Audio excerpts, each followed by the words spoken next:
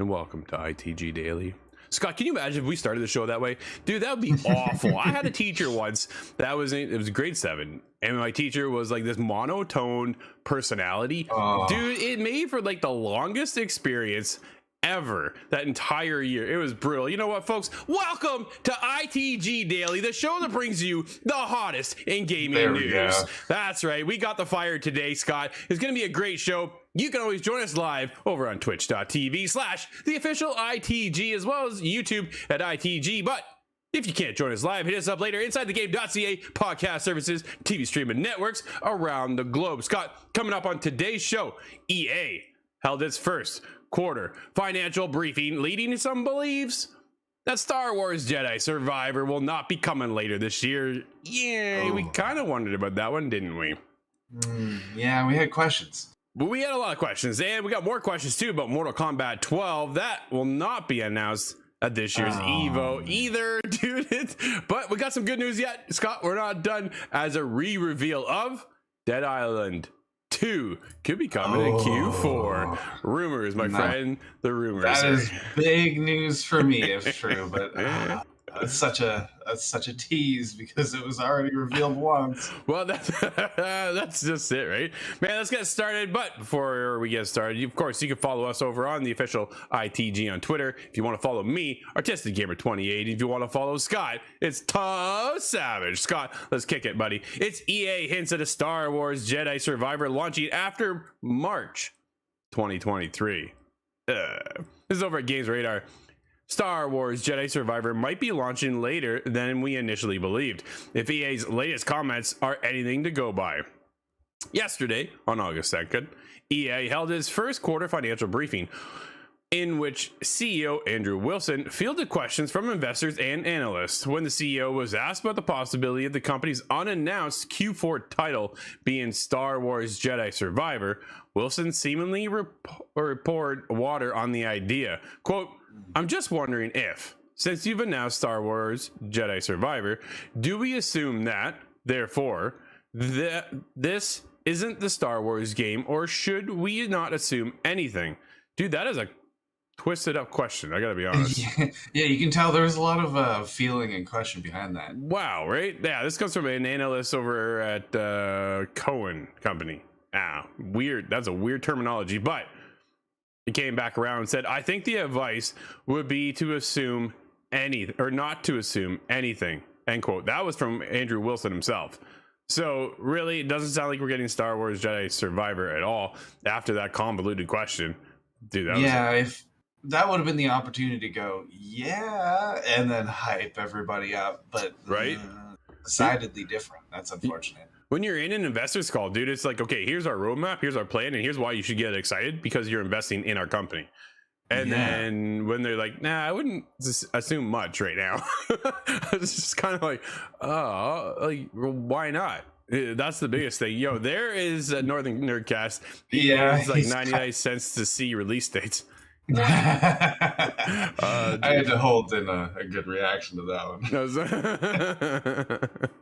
Yeah, man, this EA is this just a hot water the lately. Star Wars game you were looking for. That would have been a perfect opportunity. You are correct, Brad. That would have been the perfect moment. If I was on the team, you can be sure I would have said something like that. Scott, what do you think we get this year then from EA? Do we get anything Star Wars related at all? Is it just a mobile port of something? And then on top of that, we also heard rumors last week, I believe it was last week, that KOTOR is in trouble as well.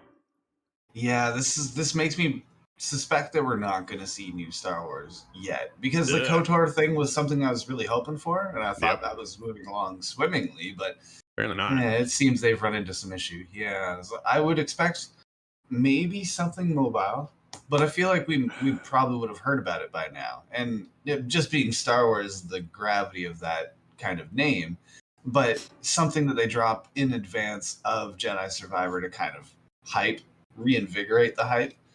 But it seems like the hype train has just derailed over in the EA station. Yeah, it's funny how much they fumbled the Star Wars IP over there. Like, I shouldn't say funny. That's the wrong terminology. It's unfortunate how bad they've stumbled with the Star Wars IP. It's funny only that they have squeezed ahead of the movies. That's dude. It's which hurts me to say.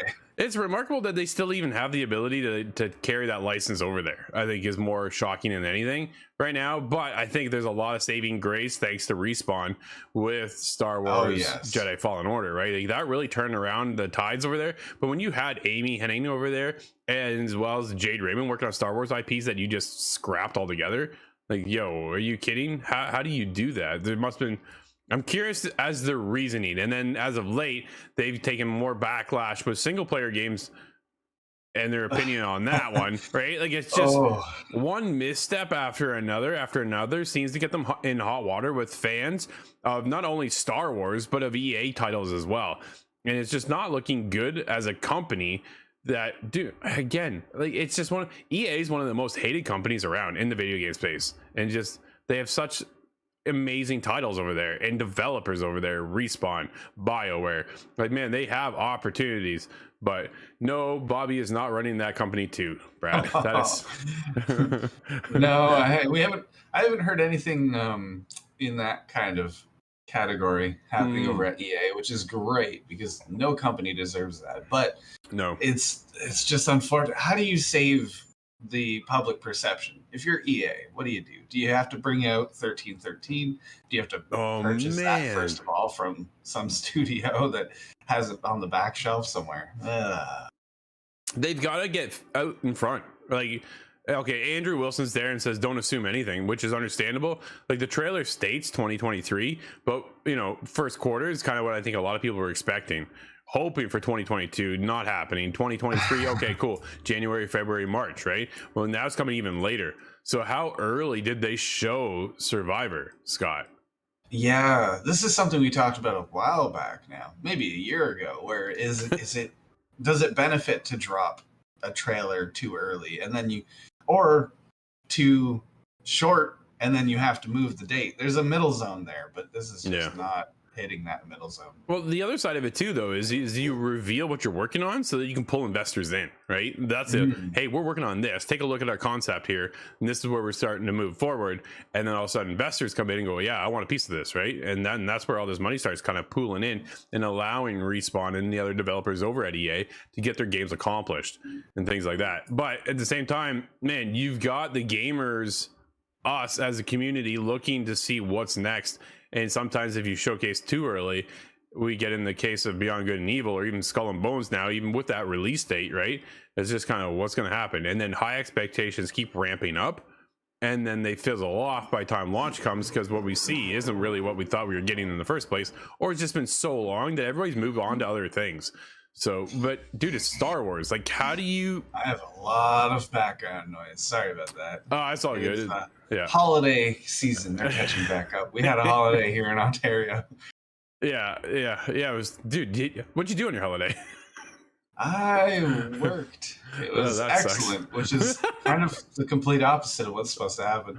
A civic holiday is not a retail holiday. That's what that means. Yeah, absolutely. It's they got to be able to pull this out, right? I got a lot of faith, obviously, in Respawn and what they for the sake of Respawn. Well, Respawn has a lot of falling they could do before they're in real hot water, but for the sake of EA and Star Wars together, I just want to see this come together properly. I need to see them, do the hole-in-one. But otherwise, what company would you trust with the Star Wars name? The first one that comes to mind is FromSoft. That's not going to happen. But wow, that would be a beautiful Star Wars. Wouldn't that be something? Honestly, really, that is a fantastic choice. I'm not obviously a big Dark Souls or Elden Ring fan or anything, but when you get a bit of that feel from that Jedi Fallen Order, right? And then you give it to From Software and let them build off of that. I instantly go to Naughty Dog. Yo, they can tell a story, man. Like, let's give something over there to Naughty Dog. Not that they're not already busy doing their own thing. Brad says Rockstar. That's a cool idea as well. I think Rockstar being incredible company, and the amount of staff that they have and the amount of money and the time they take to actually produce their games. GTA 6 still waiting. Just that kind of thing would fester, I think, something absolutely incredible. And honestly, at the end of the day, you know what I want? Give it back to Amy. I want to see what Amy Hennig had planned for 1313 and let her roll with that. I want to see what that game was supposed to be, man. That was, yeah, we'll never see that. That was gone. But I would like to see BioWare jump on that. So think of a Mass Effect kind of frame, but with Star Wars property. Isn't that what KOTOR is supposed to be about, though? You're not wrong. Yeah, it's just one of those things, right? But yeah, there's so many good studios out there that could take Star Wars.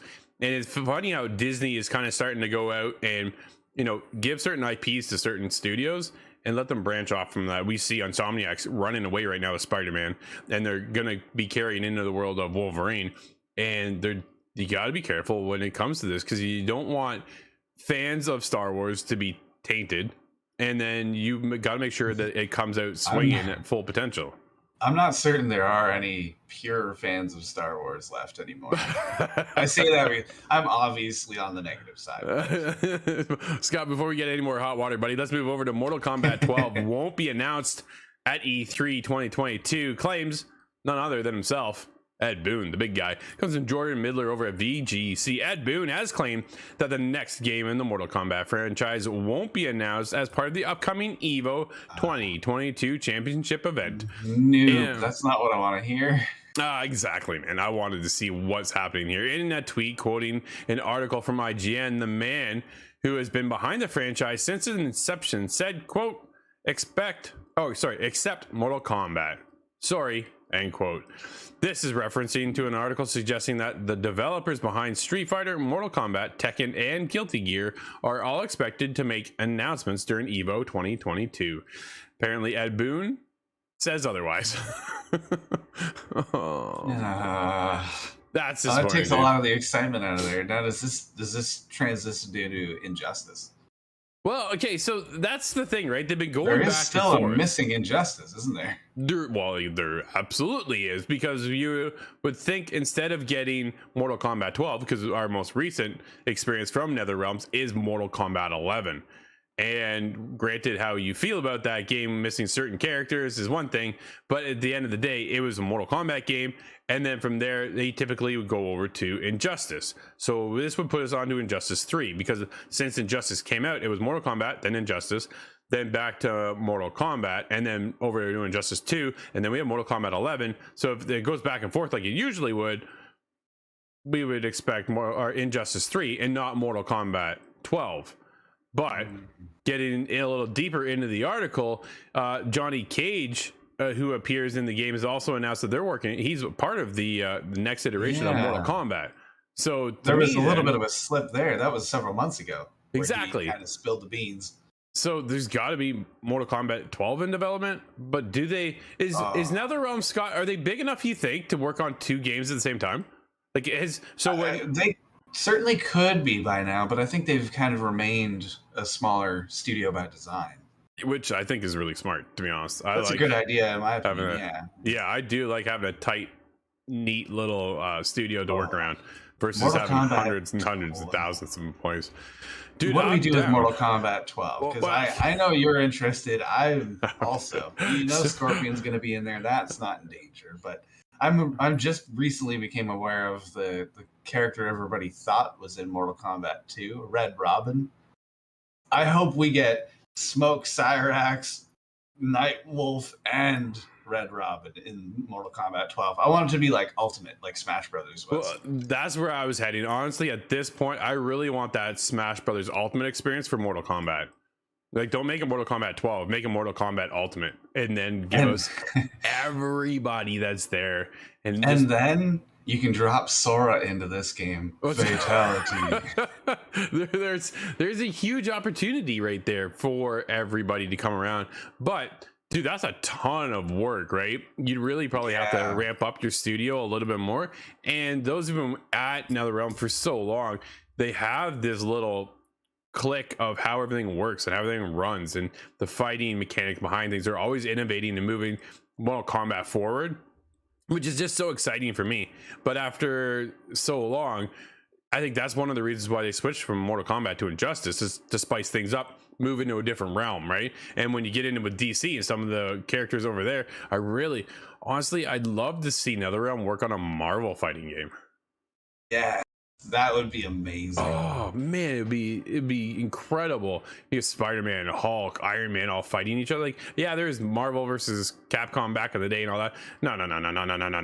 Give it to NetherRealm. I don't ever play those on arcade machines. Exactly, right? Yeah. No, I want the NetherRealm touch. I want to be pulling off combos and pulling off some kind of finishing move or a fatality. They wouldn't do a fatality because they're superheroes and they never die, right? And that's kind of the whole thing behind you're limited Injustice. To just babality. Yeah.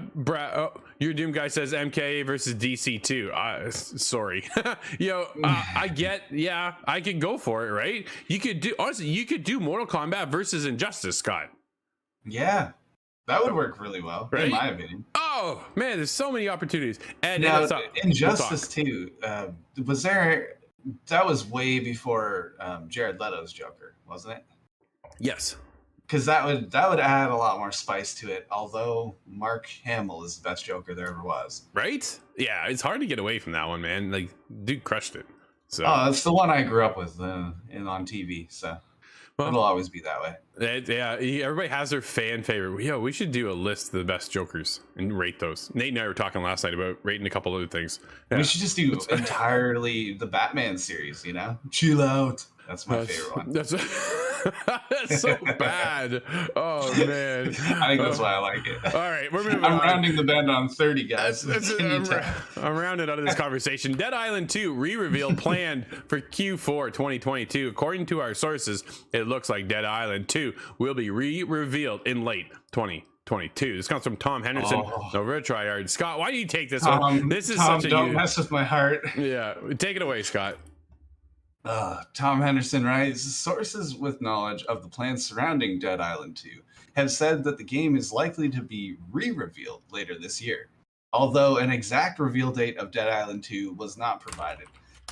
Of course it wasn't. The same source that said that the reveal at the Game Awards later this year would make a lot of sense.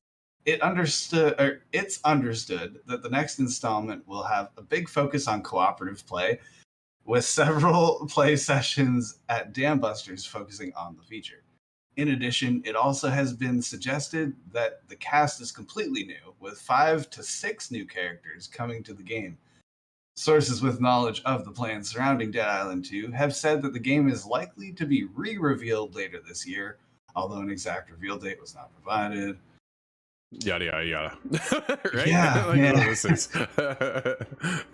man, I suspect we won't have a reveal date or a release date, even if it is revealed, just to keep that kind of suspense in the air. Yeah. Because they're gonna, if it would make a lot of sense to kind of milk that anticipation a little bit, as unfair as that is. Well, Jaeger is not working on it though, are they? Who's working on this? Because Jaeger did initially go with this, but right now they're on the cycle. I'm struggling to remember. I want to say it was Silver. It was Deep Silver was the publisher. Deep Silver, yeah. Deep Silver is the publisher behind the game, but as far as the developer, that was Jaeger at the time. Was Jaeger still kind of carrying it in the background? Like, where are they at with that? Yeah. Versus right now, they're seem to be full steam ahead. Dude, we got to really jump on this game. The cycle. We got to get back to it. I think. I really liked the cycle back in alpha. I'm definitely down for that. Yeah, we got so many games right now, though. It's nuts. If Dead Island 2 comes out, I'm telling you, I got to clear that month. I'm going on vacation. Sorry. Well, it's funny because when was it initially announced? I want to say way back, like 2014-ish. I'm struggling to remember when Dead Island 1 had come out, because I believe that was a 360 title. Dude, okay, so Dead Island 2 following that. Official announcement, E3 trailer of 2014. It was 2014, okay. Yeah. So yeah, it's definitely been a while, right? So it's long overdue. It's a bit of a skull and bones, that one. Ooh, there's a lot of those lately. It's unfortunate. Again, right? I just hope they don't sink like Duke Nukem Forever. Is it one of those scenarios though of releasing or announcing a little bit too soon, right? Like how far along in the development cycle do you really need to be before you can say, okay, we are good to go in this game, we are moving forward with it? Or is it just, hey, let's get a trailer to showcase what we're working on and see if we can get investors to do it, and then we can kind of get going, right? I wonder how that really works behind the scenes. It's such a shame that Dead Island was kind of overlooked at that time. It fell victim to the zombie fatigue of the era. Speaking of fatigue, Scott, let's talk about Call of Duty publishers. Activision monthly player engagement fell below 100 million for the first time in years. Oh man, I bet they cried into a stack of money. 100 million. I know, it's nuts. It's because of David over PSU lifestyle.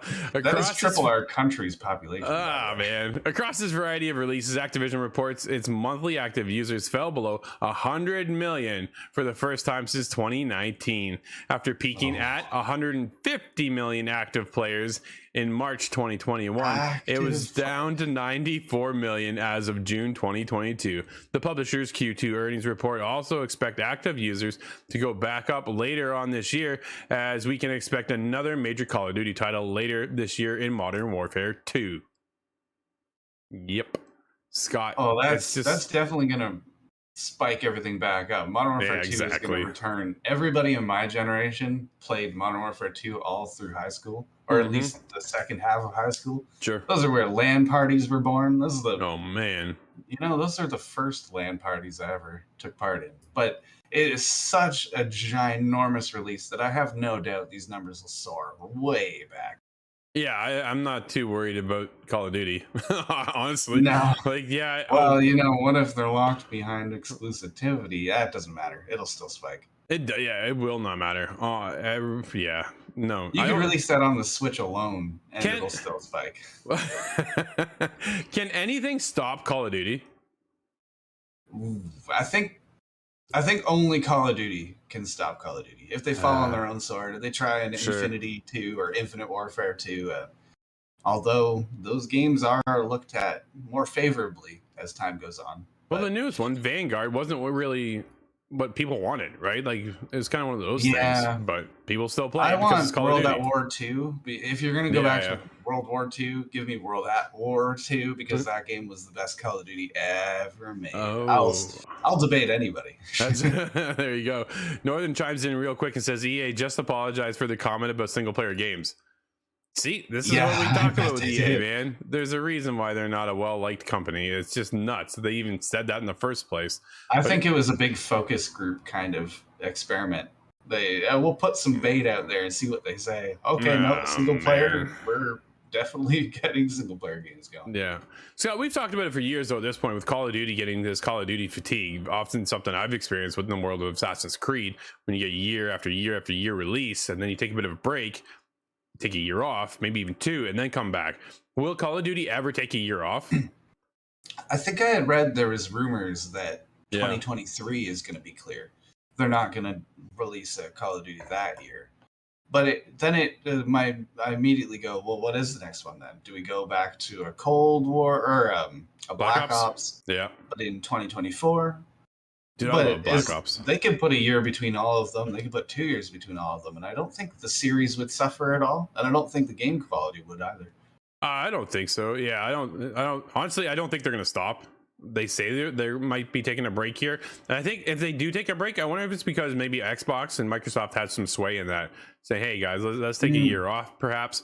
But let's keep Warzone going. So we're getting Warzone 2.0 or whatever that's going to be, right? Yeah. So they do have a Call of Duty-esque out still in the ethers where people can go and play this, that, and the other and keep going in the Call of Duty realm, but then have a new, bigger launch later on. But either way, Scott, we're getting to the end of the show, as we always do so fast here, so we can keep talking forever. Let's get into our whole one game for today. What is it?